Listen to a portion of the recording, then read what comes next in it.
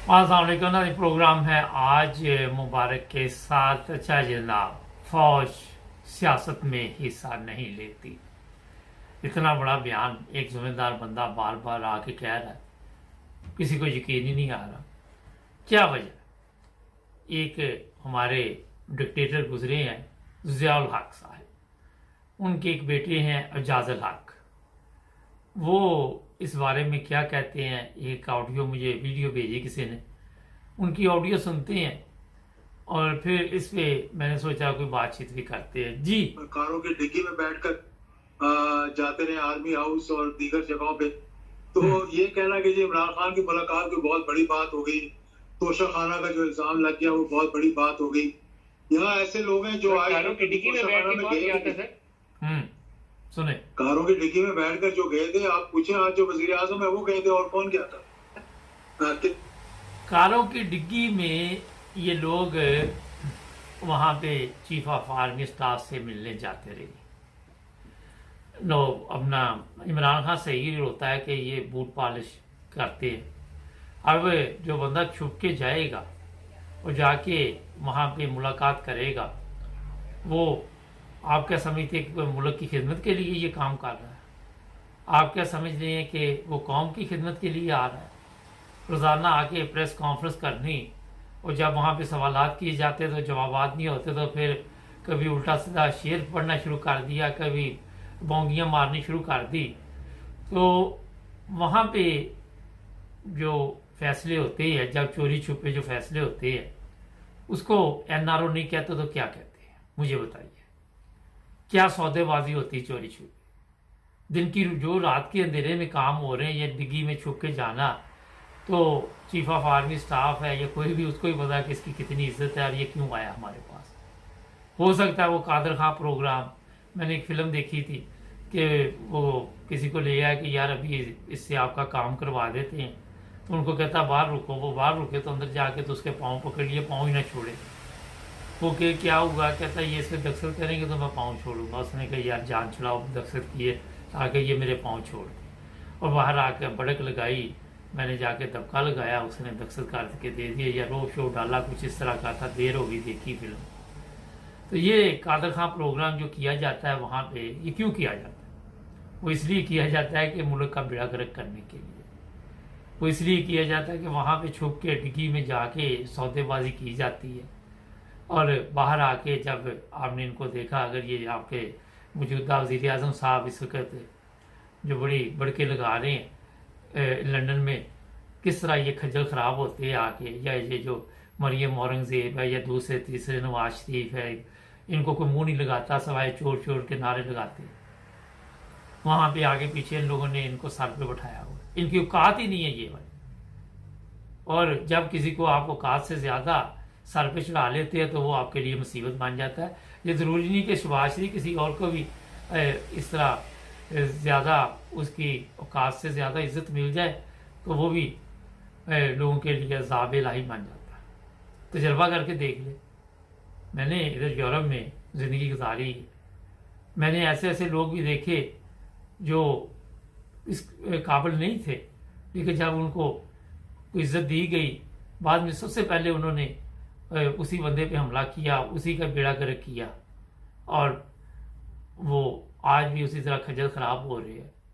कई उनकी सोचें थी, कि प्लान थे, मगर कुदरत का सिस्टम एक ऐसा है कि नीयत का फल होता है। और मैंने ये भी देखा कि जिनके साथ जुल्म किया गया, ज़्यादती की गई, और जिनका हक मारा गया, किसी ने किसी की मदद कर दी उल्टा, और उसके लिए वो मुसीबत बन गया, वो फिर भी अच्छी ज़िंदगी गुजार रहे हैं। वो जो दूसरे है वो अभी तक इसी तरह खज्जल ख़राब हो रहे हैं। ये वज़ीर आज़म ने भी इसी तरह ही होना है। ये ज़्यादा देर आपकी पिकनिक नहीं है। वज़ीर आज़म साहब, जो बंदा जाके ऐसे फैसले करके आया और फिर डिग्गी में, ये तो आपको अभी पता चला कि यही गया, पता नहीं कौन कौन जाता रहा, वहाँ पे क्या क्या काम होते रहे डिग्गियों में जाके, आपके भी इलम में।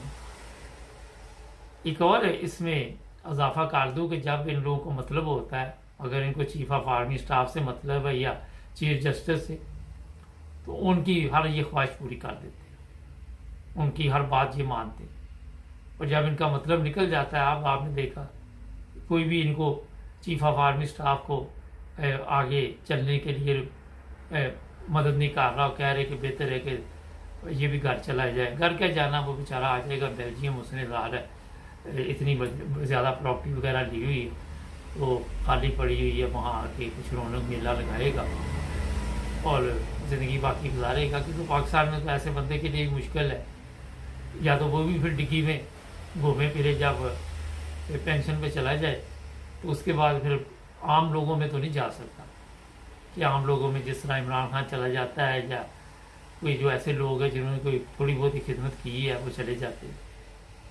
तो इनके नसीब में नहीं है ये चीज़ें।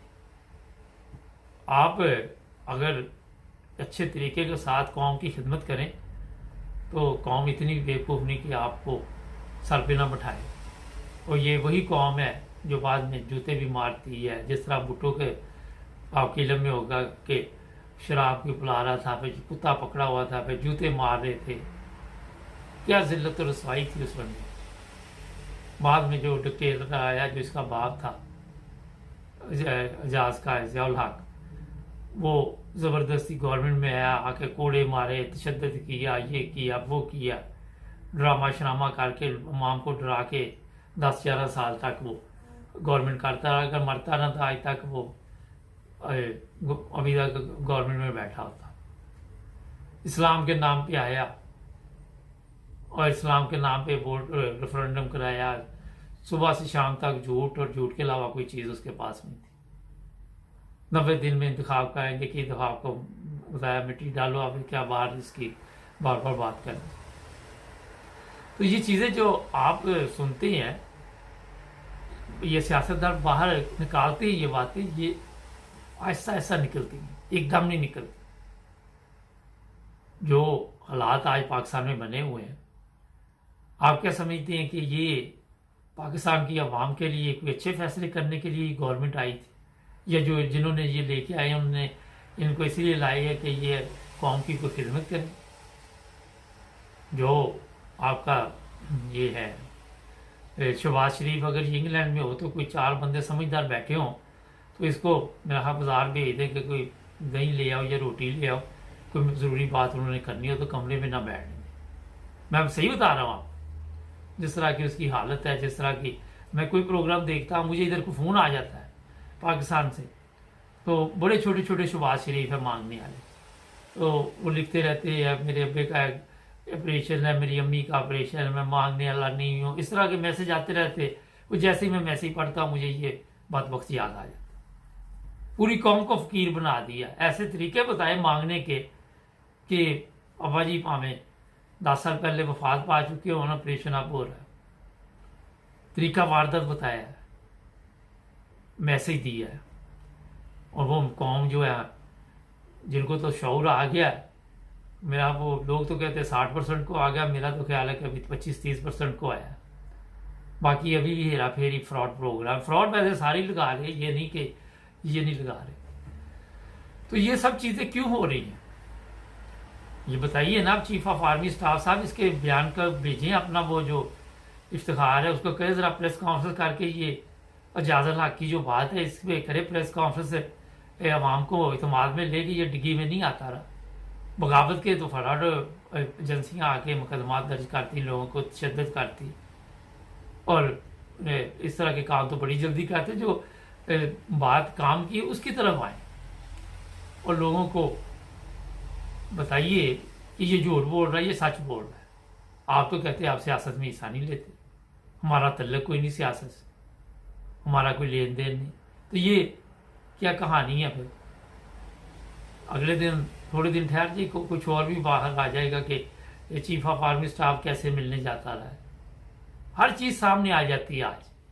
मीडिया, सोशल मीडिया कहीं ना कहीं। अब वो क्लब में चीफ ऑफ आर्मी स्टाफ वो लड़की के साथ डांस कर रहे थे, वीडियो तो निकल आई, उनको तो नहीं पता चला। अपनी तरह से तो वो बता रही है कि मैं बड़ी खिदमत कर रहा हूँ वहाँ पे, लेकिन जो चीज़ें सामने आ जाती हैं, जो असल चेहरे इनके भयानक चेहरे हैं, वो अभी लोगों तक पहुँचेंगे। जब ये पेंशन पे जाएंगे तो फिर वो चीज़ें सामने आएंगी।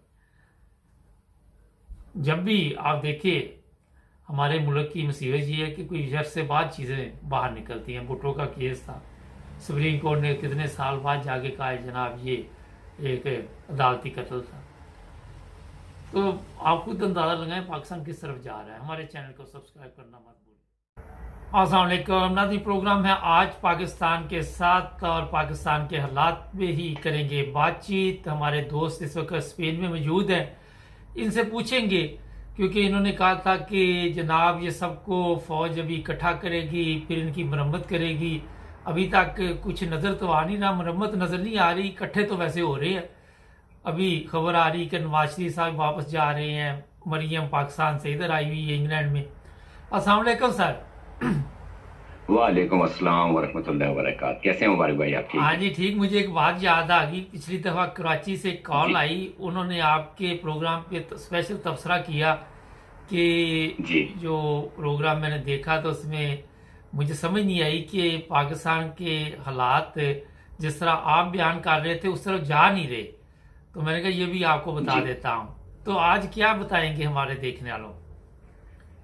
जी, मैं सबसे पहले तो जो आपको कराची से भाई हमारे जो हमारे सामने ही ने बड़ा अच्छा शऊर रखते हैं और ये तकरीबन पिछले 7-8 साल के अंदर अंदर इतनी जल्दी से पाकिस्तानी अवाम बाशऊर हुई है सियासी लिहाज से कि उनके सवालात इतने मुफीद होते हैं, इतने कंसर्निंग होते हैं हालात से, वो इतना अच्छा सा खींच के लेकर आते हैं सवाल को कि जवाब देने वाले के लिए भी आसानी हो जाती है जी।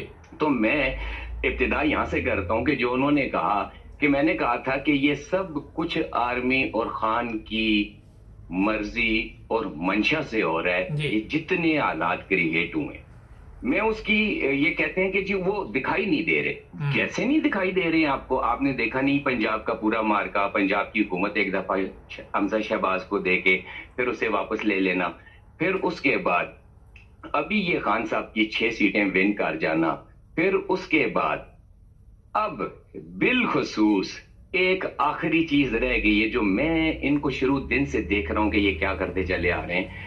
तो आपको मैं एक हवाला देता हूं कि आप जब भी चाइना का जिक्र करेंगे, जदीद चाइना का मामार तो कोई और था, लेकिन माओ ज़ेडुंग के जिक्र के बिना चाइना का जिक्र मुकम्मल नहीं होता। उस पोजीशन पे आने के लिए सिर्फ एक हुकूमत से गलती करवानी बाकी रह गई है और ये फौज ही करवाएगी। और वो गलती जिस दिन हुई, और वो अभी नेक्स्ट है, अब होने वाली है, 24 घंटे में हो, 48 में हो, 56 में हो, ये नहीं कि खान साहब की गिरफ्तारी। क्योंकि आज दिन तक खान साहब पॉलिटिकल काज के लिए, जज के लिए तो जेल गए हैं, लेकिन पॉलिटिकल काज के लिए, अपनी आवाम के लिए आज दिन तक एक घंटे की उनकी जेल नहीं हुई, जो उनको उस स्टेज पे ले जाए कि जब भी पाकिस्तान का जिक्र हो तो कायद आजम के बाद इमरान खान का जिक्र लाजम हो जाए। तो उसके लिए अब आप ये देखें, आप कहते हैं कि उधर नहीं जा रहे हैं, तो फिर जा किस तरफ रहे मामला सारे। अब सिर्फ एक चीज एक रह गया, एक स्टेप। जिस वक्त भी ये आर्डर वजारत दाखिला से निकलेगा और गारद जाएगी और खान को घेराव करेगी और खान को गिरफ्तार करेगी, तो ये वो आखिरी बात होगी, आखिरी गलती होगी जो करवानी है, हर सूरत होनी है।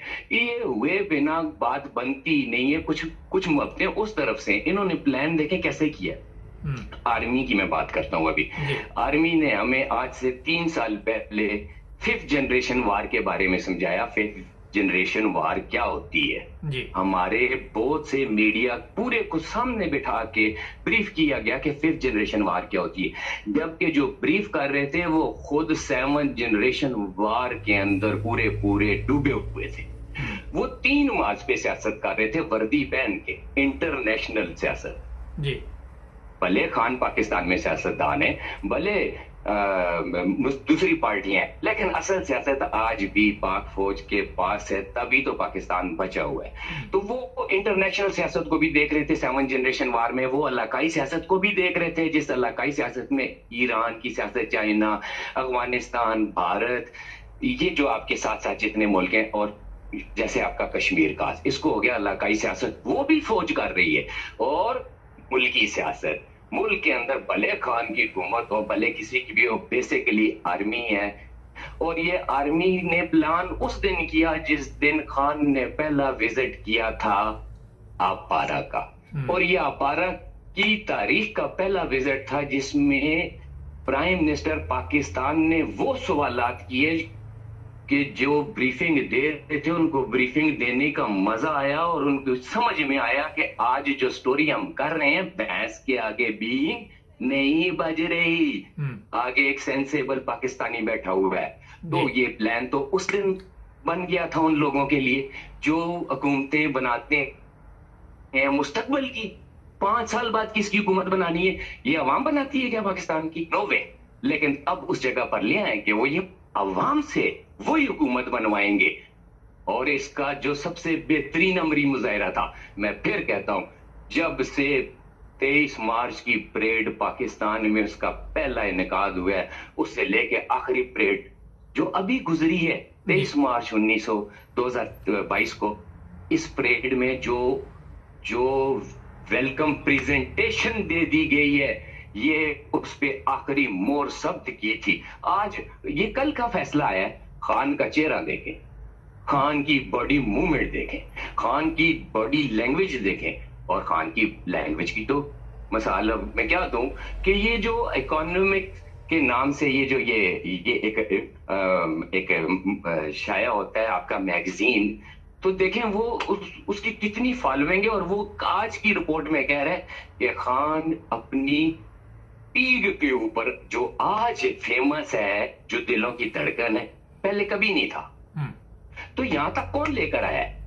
नवाज शरीफ लाया है, आसिफ जरदारी लाया है, मौलाना फजल रहमान लाया है। क्या ये लाना चाहते थे कि ये इतना फेमस हो जाए खान कि हमारे हाथ पांव बांध के रख दे पूरे मुल्क में?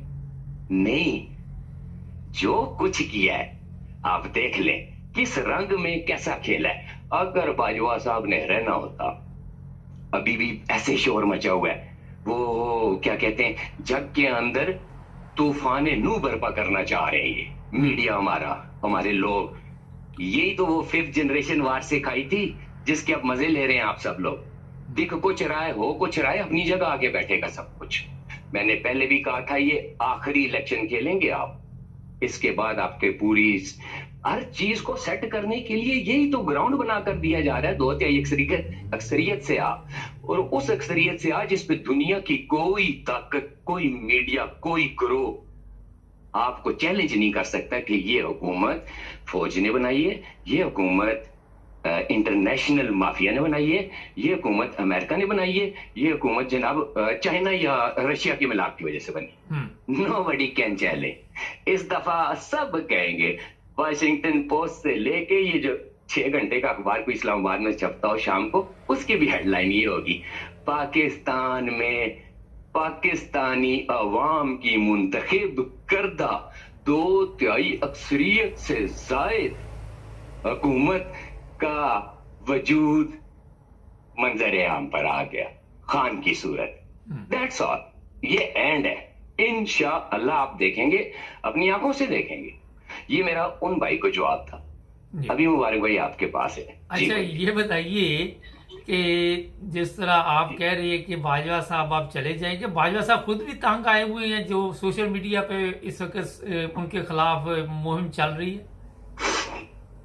अच्छा, कितना प्यारा मुबारक भाई आपका सवाल है। आप जब भी सवाल करते हैं मुझे मेरे दिल को छूते।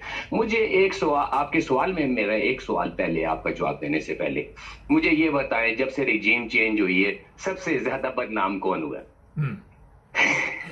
सबसे ज्यादा बदनाम कौन? मेरा सवाल है ना। बाजवा साहब हुए, बाजवा साहब ही हुए। बाजवा साहब, ना नवाज शरीफ बदनाम हुआ, ना कोई बदनाम हुआ। अल्लाह की कसम उठाकर कहता हूँ इस शख्स की अजमत को फिर सलाम है। एक दफा मैं हैदर मेहदी साहब के तजिए सुनता हूँ, मेरा दिमाग खराब हो जाता है, घूम जाता है। यार, you was the part of army, how could you be statement like that? यार, खुदा का खौफ कर, अकल की नाखन ले मेरे भाई। वो जिस पोजीशन पे बैठा उसको अपनी पोजीशन का पता है। उसने पाकिस्तान के फ्यूचर की पहले तो मार्केट लगवाई है रशिया से और चाइना से, तुसी की दोगे। फिर बाजवा साहब ने इन सजेली साइड तो पूछा है अमेरिका यूरोप तो, और भाई तुसी की कीमत लाओगे? ਤੇ ਜਿੱਥੋਂ ਚੰਗੀ ਮਿਲਣੀ ਹੈ ਬਾਜਵਾ ਸਾਹਿਬ ਉੱਥੇ ਹੀ ਜਾਣਾ ਖਾਨ ਨੂੰ ਲੈ ਕੇ। ਉਹਦਾ ਪੇਸ਼ਰੋ ਵੀ ਉਹਨੂੰ ਲੈ ਕੇ ਜਾਏਗਾ, ਨਾ ਟੈਨਸ਼ਨ ਲਓ। ਸਭ ਤੋਂ ਜ਼ਿਆਦਾ ਬਦਨਾਮ ਜਿਹੜਾ ਬੰਦਾ ਹੋਇਆ ਉਹਦਾ ਕੰਮ ਬੜਾ ਜ਼ਿਆਦਾ ਸੀ, ਉਹਨੇ 10 ਸਾਲ ਤੋਂ ਬੜਾ ਆਊਟਸਟੈਂਡਿੰਗ ਬਾਜਵਾ ਡਾਕਟਰਾइन ਤੇ ਅਮਲ ਕਰਵਾਇਆ। That's true. He is really a democracy lover general in a history of Pakistan. After Mr. General Aslam Beg Saab. I love this guy.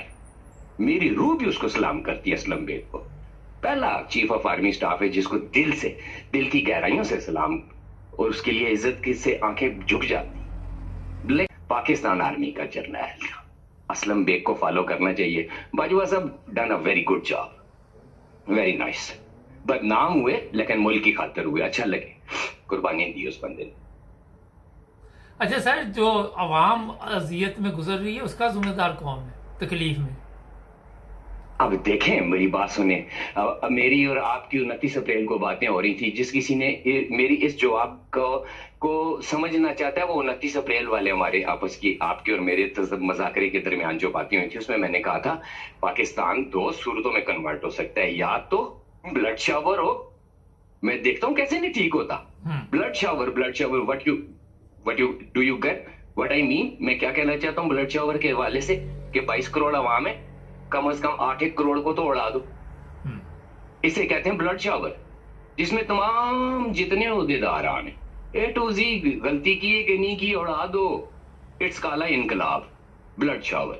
और दूसरा था यही तरीकाकार जिसमें अवाम भी बियर करेगी तकलीफ को, ऊपर से लेके नीचे तक इस वक्त तक इस्तराब है या नहीं। मेरा तो रेलिवेंट क्वेश्चन आपसे मुबारक साहब, एक पीएन से लेके प्रेजेंट डेट तक जितने ओहदेदार हैं इस वक्त पाकिस्तान में ऑफिशियल, क्या उनमें इस्तराब पाया जाता है या नहीं? जितनी सियासी पार्टियां हैं क्या उनके अंदर इस्तराब पाया जाता है कि नहीं? क्या जितने अवामी तंजीमें अवामी ओहदेदार हैं, मैं अवामी की तरफ आ गया हूं, उनमें इस्तराब पाया जाता है या नहीं? क्या जो नीचे लोअर लेवल पे हमारे आम अवाम है जिसे जनता कहते हैं, इस्तराब पाया जाता है कि नहीं? मेरा सवाल था, आप जवाब दें। मैं समझता हूं अपने यहां से बैठ के अपने विजन को देखते हुए कि जी हर शोबे में हर जगह पर इस्तराब पाया जाता। ये ही है बियर करना, इस इस्तराब के अंदर जिंदगी को साथ लेके चलना, अपनी फौज की बैकअप करना। खान साहब के साथ खड़े हो जाना इस वक्त, दैट्स ऑल। खान फैसला करेगा कि फौज ने क्या किया था, वो बताएगा ना। आप क्यों सबसे ज्यादा इस बात को हाईलाइट कर रहे हैं? मैं उन लोगों की बात करता हूं कि जो ये समझते हैं, जिनका पैराया ये है कि जब तक मार दाड़ ना हो, कुछ यहां पर जाल बाढ़ ना हो, तो वो इनकलाब नहीं आएगा। नहीं भाई, उसके बगैर आएगा। और खान की ये पॉलिसी बहुत अच्छी है। आप ये देखें कि अभी तक कितना प्रेशर रहा है उस पर कि लेकर आना यार, कब लाएगा? अवाम तपी बैठी, सिर्फ तीली लानी है, वो नहीं लगा रहा। ये लव पाकिस्तान, एक्चुअली ये लव पाकिस्तान, उसको पाकिस्तान के जरे जरे से प्यार है। वो नहीं चाहता कि इसकी बर्बादी हो। This is the way. उसे पता खीर पकी हुई है, अभी ना खाई 6 माह बाद खाऊंगा। खानी इसी नहीं है, इसी के लिए तैयार हुई है, सारी तरकीब इसी के लिए इस्तेमाल हुई है। सर ये बताइए कि नवाज शरीफ के ऊपर जो चोर का एक वो लेबल लग चुका है, ये सब कुछ सुना है कि इसलिए इमरान खान के लिए किया जा रहा है ताकि उसे भी लोग चोर चोर कहें। इसमें कहां तक ये कामयाब हो सकते हैं? ये वही बात फिर 7 जनरेशन की आ रही। मैंने फिर कहा खेल तो आर्मी से आदत रही है, ये सारे काम होंगे। इसका मायदा किससे आर्मी ने किया? नवाज शरीफ से, आसिफ जरदारी से, मौलाना फजल रहमान से, ANP से, कोयटा के जितने चोर सियासतदान हैं उन सब से। सारे चोरों को इकट्ठा करके दिखाया कि नहीं दिखाया? ईमान से बताएं मुझे, किसने इकट्ठा किया ये? सर बताएं ना, किसने इकट्ठा किया? बाजा साहब ने किया ना, नाम तो बाजा साहब का ही आ रहा ना जी। मैं नाम तो फौज का ही आ रहा है ना। तो मैं भी तो किया भी तो फौज ही ने जी। इसमें कौन सी तो रहा है? शर्म की इसमें क्या बात है? सच बात की बात नहीं, मेरा सवाल ये था कि तो सारे स्टेप तो वैसे ही है मुबारक साहेब। आप ग्रेजुअली देखते चले जाए ना, इनकी तरफ से जो रजीम चेंज हुई थी वो 9 अप्रैल को ओवर हो गई थी, एक किस्म की सक्सेस हुई, पार्ट ऑफ हो गया, वहीं से उसका वहीं से ये उसकी पीक थी, रजीम चेंज की पीक 9 अप्रैल को थी, उसके बाद उसका काउंटडाउन स्टार्ट शुरू हो गया 9 अप्रैल से। उसी टाइम अभी वज़ीर आज़म ने अलग भी नहीं उठाया था, खुदा की कसम, और इसका काउंटडाउन स्टार्ट हो गया था। वही काम होते चले गए। अगर जो खान साहब का पहला धरना था, अल्लाह के बंदो अकल से काम लो, अकल से काम लो, अपनी ईमान से जरा दोबारा उस धरने की पूरे मामलात को हाथ में लेके फिर उसको रिवाइज करे हर पाकिस्तानी। क्या उससे हुकूमत गिर जानी थी अगर ये आप पे डंडे ना पड़ते, आप पे शेलिंग ना होती, हुकूमत बदनाम ना होती, फेडरल बदनाम ना होता? ये राना सनाउल्लाह ने किया था। ये जमीन और ये हमदर्दी तो एक प्लान का हिस्सा थी जो खान साहब की झोली में डालनी थी, लेकिन डलवाता कौन? डंडे वाला ना। तो डंडे वालों ने डलवाई ना, टेक्निकली डलवाई। इसको कहते हैं 7 जनरेशन वार, जो वो खेल रहे हैं। आप, मैं, हम सब मिलके सारे सब, उन्होंने खुद सिखाई है, मैं 5th जनरेशन, छठी तो उन्होंने सिखाई नहीं, सियाने खुद सहमत खेल रहे हैं। कहाँ हैं आप भाईजान? अच्छा नहीं, मेरा ये था कि ये चाहते हैं कि खान बदनाम हो जाए, कोशिश ये कर रही है। नहीं, ये नहीं चाहते। आर्मी तो कभी चाहती नहीं कि खान नहीं, बदनाम मैं हो। आर्मी की नहीं बात कर रहा, मैं नवाज अल्लाह के शरीफ एंड कंपनी की बात कर रहा हूँ। तो इनके जाने से तो कुछ नहीं होगा ना, इनके जाने से ये तो कुछ, इन पे बात ही ना किया करें, टाइम ना वेस्ट किया करें इन पे बात करके। ये माजी का हिस्सा है, किस्सा है, माजी हैं ये लोग। ये मैंने आपको याद है, आपको कहा था मुबारक साहेब, जब शमा बुझने वाली होती है तो बड़ी खूब फड़फड़ाती है और बड़ी रोशनी देती है, और उसके बाद एक गहरी तारीकी छा जाती है। जबरदस्त, ये टाइम है इनका। सरकार आ गए जे गेड़े सारे। मैंने कहा था आपसे 4 माह पहले, और आपके मेरे दरमियान जो 11 अप्रैल वाला इंटरव्यू, आप जरा उसमें से सवाल निकाल के लाएं, आपको फिर पता चलेगा ये 6 महीने पहले जो हमने और आपके दरमियान बात हुई थी, आई थी नहीं आई वहां पे। मैंने 11 नवंबर आपको दी हुई, आप अब मेरे इंटरव्यूज में से निकाल लें ये लफ्ज। 11 नवंबर को हर चीज क्लियर हो जाएगी कि पाकिस्तान जाएगा किस साइड। अच्छा सर, ये बताइए कि जिस तरह आपने अभी खुल के ये बात की है, हमारी फौज को बार बार क्यों ये बयानात देने पड़ते हैं कि हम सियासत में हिस्सा नहीं लेते? तो फिर क्या करे बेचारी, किधर जाए? वो मुल्क का दफा भी वो करे, मुल्क की मामशियात को भी वो सिद्धि करे, मुल्क की सिक्योरिटी भी वो खुद ही करे, फ्यूचर को भी उसने देखना हो, आफात आ जाए वो देखे, ओ भाई की करे हो। वेरी सैड जी, 74 साल हो गए, बहुत हो गया ना। अब ये खुद नहीं तंग आए हुए हैं आपके सामने, सारे तंग हैं। ये भी चाहते हैं यार नॉर्मल लाइफ होनी चाहिए। अब जब से हैं ये 58 से लेके आज दिन तक, तो ये हदफ तनकीद है पूरी दुनिया के अखबारात के, पूरी दुनिया के मैगजीन के, पूरी दुनिया के मीडिया के, पूरी दुनिया के जितनी भी इंटरनेशनल माफियाज हैं, उन सब की हिट लिस्ट पे कौन है? नवाज शरीफ है, आसिफ जरदारी है, खान साहब है, आप है, मैं हूं, आम अवाम है। और नहीं भाई जी, ये आर्मी वाले जेडे 4-4.5 लाख लोग ने साढ़े भरा, ये इनके ऊपर फोकस करके तईद के निशाने तो सारे इनके। खान को गिराएंगे क्या होगा?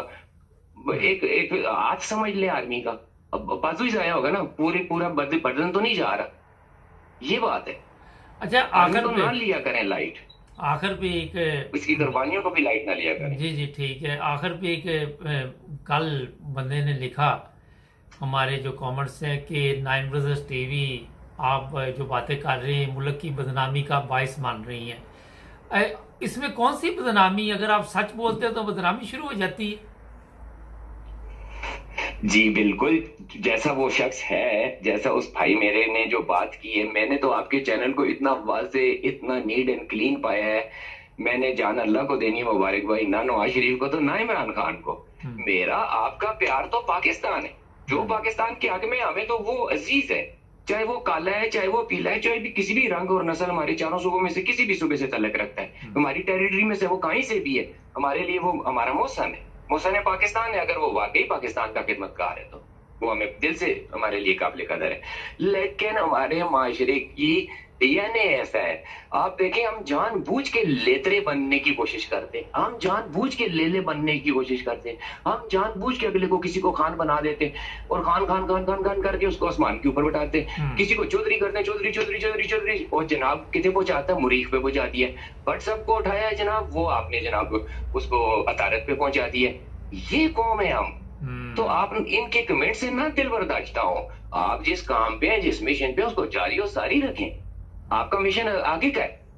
ऐसे सवालात के जवाब के लिए आपका अपना टाइम जाया करने की जरूरत ही नहीं है। आपको जो सुनते हैं उन्हें मालूम है कि आपका वो चैनल है कि यहाँ आकर कोई भी शख्स आजादी से अपने ख्यालात का इजहार खुले आम कर सकता है।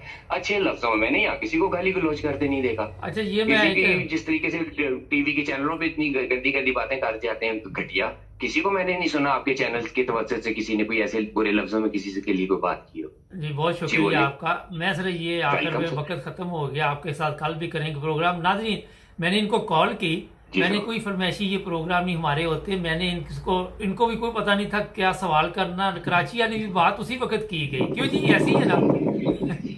जी बिल्कुल। तो कोई ऐसा ही कोई चीज की तैयारी नहीं होती हमारी, सवाल भी ऐसे जवाब भी ऐसे। और सच बोलने के लिए आपको कोई लिखने की जरूरत नहीं होती कि मैं ये कहूंगा और आप ये जवाब देंगे। आपका बहुत शुक्रिया सर, आपने टाइम दिया। वेलकम, जज़ाकल्लाह, शुक्रिया मुबारक भाई, जी शुक्रिया। नाज़रीन, बड़ी ज़बरदस्त बात की कि हम एक कौम बने, उसमें किसी भी रंग का बंदा हो, किसी भी मज़हब से तल्लुक़ रखता हो, कोई भी हो, हमें एक कौम बनना होगा। और जिस तरह इन्होंने कहा कि मेरा इनका तल्लुक़ पाकिस्तान की मोहब्बत है, और यही एक तल्लुक़ है जो आपस में अगर हमारा एक मजबूत तल्लुक़ हो, हम किसी का नुकसान नहीं करेंगे। जब हम किसी का नुकसान करने लगेंगे, हम सोचेंगे ये मेरा नुकसान है। पाकिस्तान का नुकसान करने लगेंगे, ये सोचेंगे कि हमारा नुकसान है। तो मेरा ख्याल है गौर कीजिए इस बात पे और हमारे चैनल को सब्सक्राइब करें। हमारे चैनल को सब्सक्राइब करें, हमें फॉलो कीजिए टिकटॉक पर भी और फेसबुक पर, यूट्यूब पर भी सब्सक्राइब करें। और अपने दोस्तों को भी बताएं कि सिर्फ एक ही चैनल है जहां पे सच और हक की बात की जाती है।